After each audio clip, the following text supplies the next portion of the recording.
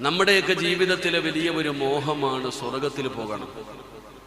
അതിനുവേണ്ടിയാണ് നമ്മൾ ഈ കഷ്ടപ്പെടുന്നത് മുഴുവനും. നന്മകൾ ചെയ്യുന്നു, നിസ്കരിക്കുന്നു, നോമ്പ് പഠിക്കുന്നു, ഖുർആൻ ഓതുന്നു, വഅ്ള് പറയുന്നു, വഅ്ള് കേൾക്കുന്നു, സദഖ കൊടുക്കുന്നു, എല്ലാ സൽക്കർമ്മം. ഇപ്പോ രാവിലെ മുതൽ വൈകുന്നേരം വരെ ജോലി ചെയ്ത് ഒന്ന് കിടന്നുറങ്ങേണ്ട സമയത്ത് എല്ലാ തിരക്കുകളും മാറ്റിവെച്ചുകൊണ്ട് വന്ന് ക്ഷമയോടുകൂടി ഈ ഇൽമിന്റെ മജ്‌ലിസിൽ ഇരിക്കുന്നതിന്റെ പിന്നിലുള്ള വലിയ ഒരു ലക്ഷ്യം സ്വർഗമാണ്.